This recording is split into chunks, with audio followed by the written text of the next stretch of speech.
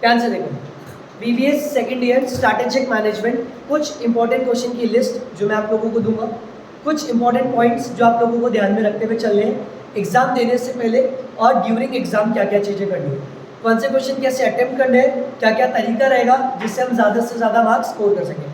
सबसे पहला आप लोगों को ऑब्जेक्टिव ये रहना चाहिए कि जब भी आप पेपर अटेम्प्ट कर रहे हो, चाहे क्वेश्चन आता हो या नहीं आता, बट कुछ स्ट्रैटेजीज ऐसी है जिसको आप फॉलो अप करके अपने एग्जाम को क्लियर कर सकते हो, मतलब अपनी बैक को बचा सकते हो। आपकी बैक नहीं आएगी अगर आप कुछ स्पेसिफिक पॉइंट्स को ध्यान में करते रहते हो। सबसे पहला एक पॉइंट हमेशा ध्यान रखना, एग्जामिनर को एग्जैक्टली नहीं पता कि आपने कितनी पढ़ाई करी है कितनी नहीं करी, वो 3 घंटे इवेलुएट करके आपको जज करेगा बस आपकी कॉपी से। तो मेक श्योर हैंड राइटिंग हमारे हाथ में नहीं है, लेकिन थ्योरेटिकल सब्जेक्ट के अंदर सबसे इंपॉर्टेंट होता है आपका प्रेजेंटेशन कैसा है। अगर आपने अच्छे से कंटेंट लिख के उसको प्रेजेंट किया है, आपके मार्क्स नहीं घटेंगे। अगर मैं आप लोगों की जगह होता और मुझे कुछ भी नहीं आता, सिर्फ आज का दिन मिला हुआ है पढ़ने के लिए, मान लो बस मेरे पास आज का दिन है और मुझे अपनी प्रिपरेशन कैसे करनी है, तो मैं आज का भी ध्यान दूंगा और कल का भी कि मुझे क्या करना है। सबसे पहले जब आप लोग कल क्लासरूम के अंदर जाओगे, जब अपना पेपर दोगे, मेक श्योर आप यही अज्यूम करके जा रहे हो कि आपको चीज़ें आती है और आप कर पाओगे। आप लोग जब भी आंसर करोगे, आप लोग पूरा का पूरा बड़ा सा लिखोगे अगर जो भी क्वेश्चन अटेम्प्ट कर रहे हो। जैसे अगर आपके पास यूनिट 1, 2, 3, 4, 5 हर यूनिट में से एक एक करना है, टॉप के ऊपर आप लिखोगे सबसे पहले अपनी कौन सी यूनिट कर रहे हो, यूनिट नंबर 1। जैसे ही आपने यूनिट नंबर 1 लिखी, उसके बाद आप लोगों का दूसरा काम होगा कौन सा क्वेश्चन अटेम्प्ट कर रहे हो, 1 या 2। सेंटर में आप लिखोगे उसके अंदर ही क्वेश्चन नंबर 1, एकदम सेंटर में होगा। ये कभी भी आपका इस कोने में नहीं होगा। आपकी जो मार्जिन होती है कॉपी की वो कुछ इस तरीके से होगी, ठीक है। तो ये सेंटर में लिखा जाना चाहिए, इधर और इधर नहीं लिखा जाएगा। उसके बाद आप जस्ट एक एरो लगा के लिखोगे आंसर टू क्वेश्चन नंबर 1 है तो 1 और बी है तो बी और इसके सब पार्ट है तो लिखोगे क्वेश्चन नंबर 1। यहाँ तक आपको स्टार्ट करना। कोई बात समझ में आई? This is a good presentation. Examiner को कभी भी दिक्कत मत आने देना कि किस तरीके से हमने प्रेजेंट किया। बात समझ में आई? ये प्रेजेंटेशन देगा। उसके बाद अगर आपसे क्वेश्चन पूछा जा रहा है what is strategic planning, strategic planning क्या होती है, और इसके बारे में कुछ पूछ रहा है, आपसे नहीं पूछ रहा, बस एक वर्ड उठा के दे दिया स्ट्रैटेजी, जो 90% चांसेस है क्वेश्चन में आएगा। हमारा पेपर ही स्ट्रैटेजिक मैनेजमेंट का है, तो strategy, evaluation, management, plan, process, mission, whatever the thing, आपसे हमेशा स्ट्रैटेजी की बात ही कर रहा है। हाँ या ना? आपसे क्यूटी बिजनेस फाइनेंस की बात नहीं कर रहा, बस प्लानिंग की बात कर रहा है। चाहे पूछे ना पूछे, आप लोगों को मीनिंग लिखना पड़ेगा स्ट्रैटेजी का। आपको प्लानिंग के बारे में बताना पड़ेगा। जैसे मुझसे पूछ लिया कि प्लानिंग के एडवांटेजेस क्या है, स्ट्रैटेजी के आपको लिखना है DU में वाईफाई व्हाटएवर द थिंग। आप लोग सबसे पहले जैसे लिखते हो strategy means deciding in advance. अब मेरी बात ध्यान से सुनो, इंपॉर्टेंट वर्ड था मेरा एडवांस, पहले से ही डिसाइड करना। मैं उसको कैपिटल में लिखूंगा, उसके ऊपर बॉक्स बनाऊंगा ताकि एग्जामिनर का ध्यान जाए कि मैंने ये वर्ड लिखा है, तू पढ़ ले, क्योंकि उसके पास इतना समय नहीं होगा इतनी सारी कॉपीज में से एक एक शीट पढ़े। अब डिपेंड करता है आपका प्रेजेंटेशन, आपकी राइटिंग, आपने उसको वर्ड दिखा दिया। बात समझ में है? जो वर्ड अच्छा लगे उस पर अंडरलाइन कर देंगे। बात समझ में है? कंटेंट लिखने के बाद अब आपको लिखना है जैसे एडवांटेजेस, तो आपने आंसर लिखा DU में वाईफाई, हमारी एक्रोनिम फॉलो करके, ठीक है। तो ऐसा नहीं बस पॉइंट लिखना स्टार्ट कर दिया, नहीं, पहले अपन बनाएंगे उसका क्या चीज, flow chart. Flow chart different way में बन सकता है। जैसे अगर मैं आपको बताऊं एक्सटर्नल इन्वायरमेंट कौन कौन से होते हैं, तो अपन को पता है पॉलिटिकल, लीगल, सोशल, है ना। तो उसको प्रेजेंट कैसे करना है, सिर्फ नाम नहीं लिखने या नाम लिख के अंदर नहीं लिखना, नहीं, पहले आपको फ्लो चार्ट में प्रेजेंटेशन करना है। फ्लो चार्ट के अंदर प्रेजेंटेशन कैसे होगा, जैसे आपने एक सर्किल बनाया आराम से, उसके अंदर लिख दिया क्या चीज, एक्सटर्नल इन्वायरमेंट, ठीक है, और उसके फैक्टर्स है तो फैक्टर्स है। नंबर 1 कौन सा लिखोगे, जैसे आप number 1 political, number 2 social, number 3 economical, number 4 legal, number 5 technical and so on. आपको यही प्रेजेंट करने की जरूरत नहीं है, आप जैसा प्रेजेंट करना चाहो प्रेजेंट कर सकते हो। आपको बहुत अच्छे प्रेजेंटेशन बता रहा हूँ जो CS स्टूडेंट्स या अच्छी जगह पे MBAs वगैरह में यूज़ किए जाते हैं, एग्जामिनर को अच्छा लगेगा, ये यूज़ कर सकते हो। अगर आपको ये नहीं समझ में आ रहा आप इसको इस तरीके से भी यूज़ कर सकते हो। जैसे आपसे पूछा एडवांटेजेस ऑफ प्लानिंग, तो आपने बिल्कुल इस तरीके से यहाँ लिख सकते हो एडवांटेजेस। ठीक है, आपने इसको लिखना स्टार्ट कर दिया,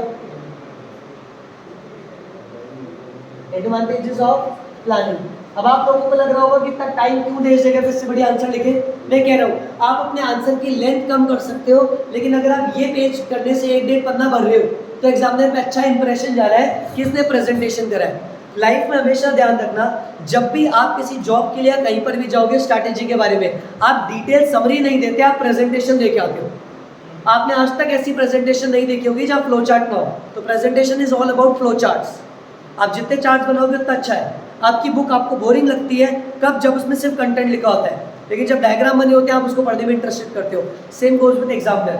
अगर बीइंग एन एग्जामिनर मैं आपकी कॉपी चेक करूंगा तो 2 तरीके की कॉपी आ रही है, अगर एक जिसने सिर्फ कंटेंट लिखा है, एक जिसने पिक्चर के साथ में लिखा है, मैं हमेशा उसके ऊपर जाऊंगा जिसने पिक्चर के साथ लिखा है। करने के तरीके एक ये रहा। अगर इसी को मुझे करना था, मैंने लिखा एडवांटेजेस ऑफ प्लानिंग, मैंने पहला लिखा प्लानिंग प्रोवाइड्स क्या, डायरेक्शन। नंबर 2 कौन सा था, reduce the risk of uncertainty. Third कौन सा है, रिड्यूस वेस्टफुल एक्टिविटी। फिफ्थ कौन सा है, इसके बाद कौन सा है, decision making, increase standard for controlling. बात समझ में आया सर? हम इसको अलग अलग तरीके से बना सकते हैं। मेरा प्रेजेंटेशन अच्छा नहीं है, बट आई नो आप लोगों का प्रेजेंटेशन और अच्छा हो सकता है। अगर आपको कोई भी प्रेजेंटेशन नहीं करना रहा, आपने बोला है कि सर मैंने आज तक प्रेजेंटेशन नहीं करा, प्रोवाइडिंग द बेस्ट, आपका जो भी है टॉपिक उसका नाम लिखो, जैसे एडवांटेज ऑफ प्लानिंग। आपने ये लाइन लिखी, उसके बाद just pick a straight line और इसके पॉइंट्स लिखना स्टार्ट कर दो। Number 1, number 2, number 3, number 4, number 5, number 6, और इसके बाद एक एक पॉइंट को एक्सप्लेन करना पड़ेगा। जब आप एक एक पॉइंट को एक्सप्लेन करोगे, try to give maximum example. अब एग्जाम्पल आप जितने रियल लाइफ के यूज करोगे उतना ही आप लोगों के बेनिफिशियल है। जितने रियल लाइफ के एग्जाम्पल उतना ही बढ़िया, जितने रियल लाइफ के एग्जाम्पल उतना ही आप लोगों के लिए बढ़िया। इसका मतलब आप लोग कंपनियों के बारे में यूज करो। Amazon लेटेस्ट जो कंपनी आ रही है, शार्क टैंक इंडिया आप लोग देखते हो, उनके बारे में बताओ, एंटरप्रेन्योर किस तरीके से प्लानिंग कर रहे हैं। Try to take maximum example. बात समझ रहे हो? जैसे इंस्टाग्राम से मेटा जैसे कन्वर्ट हो रहा है, फेसबुक ने इंस्टाग्राम साथ में कैसे काम किया, व्हाट्सएप लेके कैसे आए, आपकी बुकों में ऐसी डिटेल्स भी नहीं दे रखी होती, लेकिन अगर आप रियल वर्ल्ड के एग्जाम्पल यूज करोगे पक्का आपको ज़्यादा मार्क्स मिलने के चांसेस है।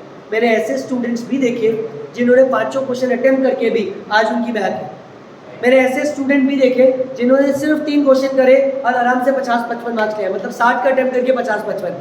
द आंसर डिपेंड आप किस तरीके से अपनी क्वालिटी ऑफ आंसर को प्रेजेंट कर रहे हो। Don't go for quantity, always go for quality. आपकी स्ट्रैटेजिक मैनेजमेंट अगर जितना अच्छा लिखोगे उतना बढ़िया है। स्ट्रैटेजी का मतलब यही होता है प्लान, आपको अपने एग्जाम को प्लान करना है, कैसे करना है। ये तो रही बात ऊपर ऊपर की जो आप लोगों को देख कर आ रहे हैं। अब कुछ सेट ऑफ क्वेश्चन जो मुझे लगता है आप लोग छोड़ के नहीं जा सकते। देखो स्ट्रैटेजी अपनी जगह है, लेकिन बिना पढ़े जाओगे तो वो भी काम नहीं करेगा। Now these are the some important questions जो आपको बहुत अच्छे से देखते हुए जाने हैं, मतलब इनको देखे बिना आप एग्जाम में नहीं जाओगे। ये लिस्ट आप लोगों के लिए मैं प्रोवाइड करा रहा हूँ। This is not 100% guarantee, not a surety, best of my experience and past experience से मैंने आप लोगों को बताया जो एग्जाम में आ रहे हैं। मैं खुद आपकी पास्ट ईयर की बुक रेफर यूज करके आपको बताऊंगा। बस इतने सारे कंटेंट में से मैंने आपको कुछ क्वेश्चन दे दूंगा जो आप पढ़ सको। आप ही की बुक है, मेरी बुक नहीं है, कुछ नहीं है, आप ही की बुक से मैं बता रहा हूँ। आप भी यही पढ़ते, मैं भी यही बता रहा हूँ। बस एक सोर्स बन रहा हूँ कि इनको प्रायोरिटी में दे देना, हर चीज़ में फोकस करना, ABC एनालिसिस करने का। A मतलब मोस्ट इंपॉर्टेंट, B मतलब थोड़ा कम और C मतलब लीस्ट इंपॉर्टेंट। A वाली चीज़ 5 बार कर लो, C वाली चीज़ 2 बार कर लो, C वाली मतलब C जो लास्ट है उसको बस पढ़ जाओ। आप करते क्या हो, ये भी पढ़ना है, ये भी पढ़ना है, ये भी करना है, ये भी करना है, इसलिए दिक्कत आती है। और आप लोग खुद देखोगे आज से कल तक आप लोग सिर्फ स्ट्रैटेजिक पढ़ोगे, आपको प्रिपरेशन ज़्यादा अच्छी लगेगी। अब तक आप क्या कर रहे थे, एक सब्जेक्ट ये भी कर रहे थे, ये भी कर रहे थे, ये भी कर रहे थे, ये भी, अब सिस्टमैटिक होता जाएगा। तो दीज आर द लिस्ट। ध्यान से सुनो, आप लोग बिल्कुल भी नहीं छोड़ के जा सकते। ये क्वेश्चन है स्ट्रैटेजिक इम्प्लीमेंटेशन, बहुत अच्छे से स्टार मार्क लगा के लिखो। स्ट्रैटेजिक इम्प्लीमेंटेशन, स्ट्रैटेजी इम्प्लीमेंटेशन का क्वेश्चन आप छोड़ के नहीं जा सकते। स्ट्रैटेजी इम्प्लीमेंटेशन और इफेक्टिव स्ट्रैटेजी इम्प्लीमेंटेशन कैसे करी जाती है, ध्यान से सुनो। पहला क्वेश्चन आपका कौन सा है, स्ट्रैटेजी इम्प्लीमेंटेशन, और उसका प्रोसेस क्या होता है। कौन सा प्रोसेस, स्ट्रैटेजी इम्प्लीमेंट करना, अगर इफेक्टिव करनी है तो उसका प्रोसेस क्या रहेगा। इफेक्टिव स्ट्रैटेजी इम्प्लीमेंटेशन का प्रोसेस क्या रहेगा आपको पहला क्वेश्चन बहुत अच्छे से करते जाना है, बोलो बात समझ आए। Number 2 organisation change, organisation change बहुत अच्छे से आप लोगों को करके जाना है। ऑर्गेनाइजेशन चेंज और इसी के साथ कैसे बन के आता है process of bringing change, process of bringing change. तो दो क्वेश्चन मैंने आप लोगों को बताया, स्ट्रैटेजी इंप्लीमेंटेशन और नंबर 2 मैंने आप लोगों को कौन सा बताया, ऑर्गेनाइजेशन चेंज और कैसे चेंज को लाया जाता है, ये क्वेश्चन आपको बहुत अच्छे से करके चलना है। जैसे ही अगर आप ये क्वेश्चन करते हो आप लोगों को बहुत अच्छे से आ जाना चाहिए मिशन और विजन। ये क्वेश्चन बार बार रिपीट हुए, अच्छा मिशन क्या होता है, अच्छा विजन क्या होता है, मिशन और विजन में डिफरेंस क्या होता है, हमने क्लास में बहुत बढ़िया एक्रोनिम के साथ करा रखा है। आई थिंक सुपरमैन करके बताया था मैंने आप लोगों को और पॉइंट आप लोगों को याद हो गए, SAUPE याद मिलेंगे आपको ऐसे ही क्वेश्चन, कोई दिक्कत की बात नहीं आएगी। अगर कल 5 क्वेश्चन करने होते आपको, 3 अगर एग्जैक्टली लग जाए ना, मान लेना काम हमारा हो चुका है। 3 बराबर एक्रोनिम के साथ लगा देना, बिल्कुल जो मैंने स्टार्टिंग में समझाया है वो सब करना, ये सारी चीजें फॉलो करना, मैं आपकी श्योरिटी लेता हूँ आपके मार्क्स कम नहीं आएंगे, ठीक है। उसके बाद आप लोगों को जो अच्छे से क्वेश्चन देखना है मिशन विजन के अलावा, वो आप लोगों को देखना है इन्वायरमेंटल स्कैनिंग, इन्वायरमेंटल स्कैनिंग जिसके अंदर मैंने आपको इंटरनल एक्सटर्नल ये चीज बताई थी, पेस्टल बताया था मैंने आप लोगों को याद है, कॉम्प्लेक्स गाइडर बताया था, ITC टॉप बताया था, इन्वायरमेंट के क्या क्या एडवांटेज होते हैं, इन्वायरमेंटल स्कैनिंग ये टॉपिक आप छोड़ के नहीं जा सकते। इन्वायरमेंटल स्कैनिंग याद है मैंने आपको शॉर्ट एनालिसिस बताई थी, SWOT that is strength weakness opportunity threat. Sir नहीं पूछे ना, इन्वायरमेंट का क्वेश्चन आ जाए लिख देना, लिखना मत, बना कर आना। कैसे, SWOT इसमें लिखना है, बात समझ आए। इन्वायरमेंट का अगर आपको क्वेश्चन दिखता है तो आप बना क्या होगे, इन्वायरमेंट का कुछ भी क्वेश्चन दिखता है शॉर्ट लिख देना, चाहे कुछ भी हो, एनीथिंग मतलब एनीथिंग शॉर्ट लिख के आएंगे। इन्वायरमेंट के अंदर हमारे को देखना ही होता है मेरी स्ट्रेंथ क्या है, मेरी अपॉर्चुनिटी क्या है, मेरी थ्रेट क्या है, मेरी वीकनेस क्या है। तो अगर इन्वायरमेंट का क्वेश्चन दिखे शॉर्ट एनालिसिस कर दीजिए, बोलो बात समझ आ गया। SWOT स्ट्रेंथ वीकनेस अपॉर्चुनिटी और थ्रेट, बोलो बात समझ में। ये क्वेश्चन आप कंप्लीट करके चलोगे, मतलब आपने अपने कौन से देखिए स्ट्रैटेजी इंप्लीमेंटेशन कैसे होती है, इफेक्टिव स्ट्रैटेजी इंप्लीमेंटेशन कैसे हुई है, ऑर्गेनाइजेशन चेंज के बारे में आप देखोगे, मिशन और विजन के बारे में आप पढ़ते हुए चलोगे, ऑलरेडी क्लासेस के अंदर कंप्लीट है। मैं वही सारी चीज़ें बता रहा हूँ जो क्लास के अंदर कंप्लीट है, लेकिन इसी प्रोसेस से आप देखते हुए चलना। और फिर आप कौन सा देखोगे, इन्वायरमेंटल स्कैनिंग। और उसके बाद आप लोगों को जो देखना है, आप लोग बहुत अच्छे से देखते हुए चलोगे ये वाला क्वेश्चन, कॉर्पोरेट कल्चर का, corporate culture.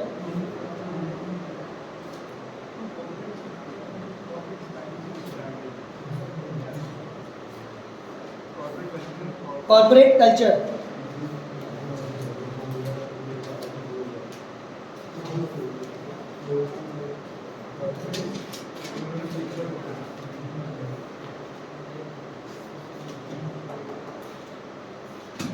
Strategic star mark question लगा लो, star mark. Strategic evaluation and control, strategic evaluation and control, strategic evaluation and control, strategic evaluation and control. ध्यान से सुनो, स्ट्रैटेजी बनाना इज इंप्लीमेंट करना, कंट्रोल मतलब उसको चेक करना। मैंने स्ट्रैटेजी बनाई दैट इज इंप्लीमेंट करी, वो स्ट्रैटेजी काम कर रही है नहीं कर रही दैट इज इवैल्यूएशन। बोलो बात समझ में। हमें स्ट्रैटेजिक इवैल्यूएशन का क्वेश्चन आएगा ही आएगा, कंट्रोल का क्वेश्चन 110% आएगा, चाहे कुछ भी हो जाए आपको स्ट्रैटेजिक इवैल्यूएशन एंड कंट्रोल से क्वेश्चन मिल जाएगा 110%। ऐसा हो ही नहीं सकता आप स्ट्रैटेजी की बात करो और इसके कंट्रोल की बात ना करो। सर कल अगर क्वेश्चन आते हैं आपको 5 क्वेश्चन अटेम्प्ट करके आना है, मैंने बहुत बड़ी लिस्ट नहीं दी आप लोगों को, मेरी लिस्ट शायद खत्म भी हो गई, मैं कुछ एक्स्ट्रा नहीं बता रहा आपको, मैं ऑलरेडी मेगा क्लास के अंदर बता चुका हूँ, आप लोगों ने देख लिया, आप लोगों ने पढ़ ली, मुझसे ज़्यादा जानकारी अब आप लोग लेके बैठे हो क्योंकि आप लोगों ने पढ़ लिया। लेकिन मैं सिस्टमैटिक ये चीज़ बता रहा हूँ, ये क्वेश्चन तो किसी भी कॉस्ट में करके जाने। उसके अलावा स्ट्रैटेजी क्या होती है, स्ट्रैटेजी के फायदे, स्ट्रैटेजी कैसे बनती है और कहाँ कहाँ काम करती है, ये 4 चीज़ें सिर्फ स्ट्रैटेजी के लिए नहीं, हर सब्जेक्ट के लिए आपको सीख के चलनी है। अगर अगला सब्जेक्ट आपका कम्युनिकेशन है तो कम्युनिकेशन क्या होता है, कैसे होता है। अगर अगला आपका सब्जेक्ट बिजनेस फाइनेंस है तो फाइनेंस क्या होता है, कहाँ काम करता है, सोर्सेज क्या है। बोलो बात समझ में आई। क्यूटी का पेपर आएगा तो क्यूटी की थ्योरी के अंदर भी सबसे पहले ये पढ़ेंगे क्वांटिटेटिव टेक्निक क्या होती है, कहाँ का यूज़ करी जाती है, क्या क्या फायदे हैं। बोलो बात समझ आए। एचआरएम है तो एचआरएम क्या होता है, कहाँ का काम करेगा, व्हाट आर द एडवांटेज। हमेशा याद रखना आपका एक क्वेश्चन जरूर बनेगा, आपके सब्जेक्ट का नाम, उसके ऑब्जेक्टिव और उसके एडवांटेजेस। आपके सब्जेक्ट का नाम क्या है, स्ट्रैटेजिक मैनेजमेंट। सर क्वेश्चन लिख लो पहला आराम से, 110% यही बनने वाला है। स्ट्रैटेजिक मैनेजमेंट क्या होता है, या तो ऑब्जेक्टिव या एडवांटेज या उसके स्कोप्स, इसके बारे में क्वेश्चन बनता ही बनता है, बेसिक के बारे में बनेगा ही बनेगा। और अगर आपको कोई क्वेश्चन समझ में ना आएगा, सर स्ट्रैटेजिक की बेसिक चीजें लिखे जाओ लिखे जाओ लिखे जाओ, छोड़ना मत उस क्वेश्चन। बात समझ में। कल चाहे कुछ हो, आप लोगों को 5 क्वेश्चन अटेम्प्ट करना है, 1 2 3 4 5, ठीक है। फिर भी दिक्कत लगे, एक सजेशन अभी दूंगा, बिल्कुल बेसिक सा, सब कुछ मत जाओ, कभी नहीं कराया जाता। ट्रस्ट मी, आप लोग जितना भी पढ़ रहे हो, जितना आप लोगों ने टोटल पढ़ा, उतना या तो हम लोग एक दिन में एक सीए स्टूडेंट्स को फाइनल में पढ़ाते हैं, या उतना हम लोगों ने पढ़ा हो, बिल्कुल पढ़ाए, उतनी बुक उतने क्वेश्चंस करने पड़ते थे। पॉसिबल ही नहीं होता था सब कुछ करके जाए, बिल्कुल पॉसिबल नहीं था। अगर आज मैं तुम्हारी जगह होता तो मैं भी शायद नर्वस इस तरीके से ही हो रहा होता, ये भी करूँ ये भी करूँ ये भी करूँ। अपन ने तो पूरे साल नहीं पढ़ा, तो 2 चीज़ सीखो, तुमने क्या पूरे बीबी के स्टूडेंट ने ही नहीं पढ़ा। जब तुम्हें डेट शीट पता पड़ी थी, सबको पता पड़ी थी, सब सेम स्टेज पे ही थे। बहुत सारे तो आज पढ़ेंगे, तो आप लोग उनसे बेटर हो चुके हैं, और आप लोग जो आज पढ़ रहे हो आप उनसे बेटर हो चुके हो जो कल सिर्फ पेपर देने जा रहे हो। बहुत सारे ऐसे भी होंगे जो कुछ 4-5 क्वेश्चन के भरोसे जा रहे होंगे, और कई तो ऐसे होंगे जिनने ये वीडियो सुन के बोला होगा मैं यही 6 क्वेश्चन के भरोसे जा रहा हूँ। तो उन सबसे आप लोग बता चुके हो आराम से, ठीक है। ये काम करेंगे बाकायदा आपके क्वेश्चन, ये टेक्निक्स आपके काम करेगी। 5 क्वेश्चन लिख के आना। अगर पेपर कल टफ भी बनता है, आप लोग मुझे आके बोलोगे कि सर ये क्वेश्चन पेपर टफ बना, तो कोई दिक्कत नहीं है, पेपर तुम्हारे लिए टफ नहीं, फिर सबके लिए टफ बना। पेपर टफ हुआ तो चेकिंग आसान हो जाएगी, बस छोड़ के मत आना। पिछले साल ऐसा ही हुआ था, बिजनेस फाइनेंस का पेपर प्रैक्टिकल छोड़ के पूरा थ्योरेटिकल दे दिया, और प्रैक्टिकल ऐसा जो बिल्कुल कभी नहीं आता था। कैश फ्लो का अलग मेथड दे दिया, कोई दूसरा मेथड दे दिया, पीवी रेशियो नहीं दे रहे, अलग अलग चीज़ें दे रहे। चैप्टर 1 की थ्योरी में से प्रैक्टिकल बना दिया, ऐसे करके 2-3 चीज़ें अलग अलग करी दी। तो जिन जिन बच्चों ने अटेम्प्ट किया, मार्क्स दे गए 75, 85, 90, 85, 80, 75, आराम से मार्क्स मिले। तो अगर पेपर टफ बनता है तो आपकी मार्किंग ईजी हो जाएगी, और पेपर आसान होता है तो आपको सारी चीज़ें लिखनी है। अगर आसान पेपर आता है तो ये मत सोचना कि मैं 4-5 चीज़ें लिखाया। सर अगर पेपर आसान हुआ है ना तो सबके लिए हुआ है, तो अब कंटेंट अच्छा लिखना पड़ेगा। मेक श्योर पहली चीज़ आप ये फॉलो करोगे, answer to question number 1, question number 1। उसके बाद डायग्राम्स आप लोग बनाओगे।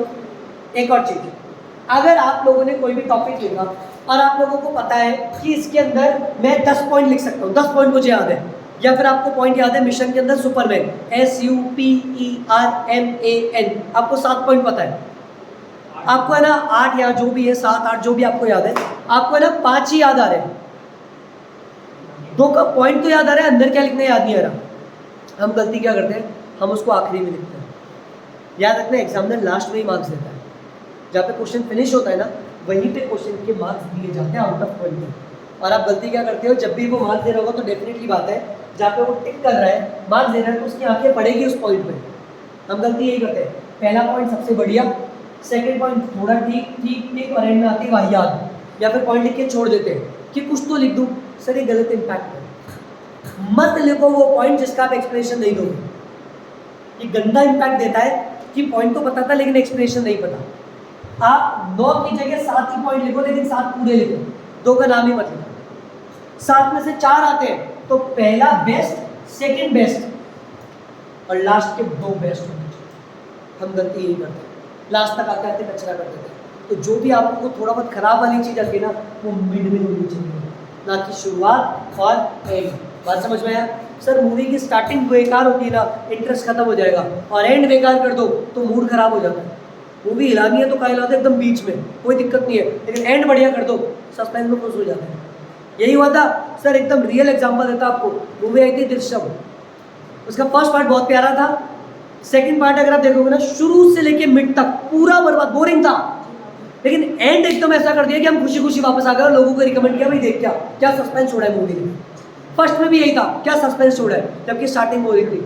हमेशा याद रखना, the starting and the ending of every paper should be your best. हमेशा पेपर की स्टार्टिंग एंडिंग अपनी बेस्ट लेके आना, चाहे कोई भी हो। आप लोग गलती यही करते हो, पहला क्वेश्चन बेस्ट, दूसरा थोड़ा ठीक, तीसरे चौथे में तो कबाड़ देख के आते हो आप लोग, तो उससे बचिए। पढ़ना है अभी, 4 घंटे में आपका काम कंप्लीट हो जाएगा मेरे हिसाब से। तो जाइए क्लास देखो, 2 क्लासेस आपके पास अवेलेबल है। मैं सबको रिकमेंड करूंगा एक बार जरूर देखना, क्योंकि क्लास के अंदर कुछ चीज़ें मैंने ऐसी बोली हुई है जो बुक से या फिर डायरेक्टली आपके एग्जाम से पहले की बात है। देखो स्पीड कर लो 1.5 की, 1.5 की स्पीड में देखो, कान में ईयरफोन लगाया, अपने नोट्स अपने हाथ में रखे या फोन में, जैसे जो भी आपको कंफर्टेबल लगे। अवॉइड ग्रुप स्टडीज, अवॉइड करना, क्योंकि बातें ज़्यादा होती हैं। बाकी आप लोग ज़्यादा समझदार हो, जैसा आप लोग को ठीक लगे अवॉइड करना। इंडिविजुअल पढ़ोगे, कल पेपर के बाद बात कर लेना, बेटर रहेगा। ये रिकमेंडेशन है। अपना वीडियो चलाया, 1.5 की स्पीड रखी और उसके बाद पेपर करना कंप्लीट हो जाए। Second class end to end लेना। अभी तक आपने दोनों को अलग अलग टाइम पे लिया है, एक आपने लाइव देखी, एक पुरानी देखी, अब की बार दोनों को मर्ज करके देख लो, ठीक है। 2.5 घंटे की क्लास में से मुझे लगता है 20-25 मिनट का तो ब्रेक है।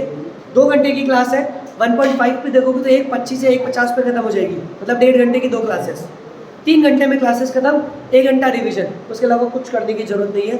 जो हो जैसे हो बेस्ट हो। पास्ट ईयर के पेपर देख जाना अगर एक्स्ट्रा इच्छा हो तो, 3-4 सालों के, उसके अलावा कुछ और देखने की जरूरत नहीं है। टाइम लगाना बिजनेस, फाइनेंस और ठीक है।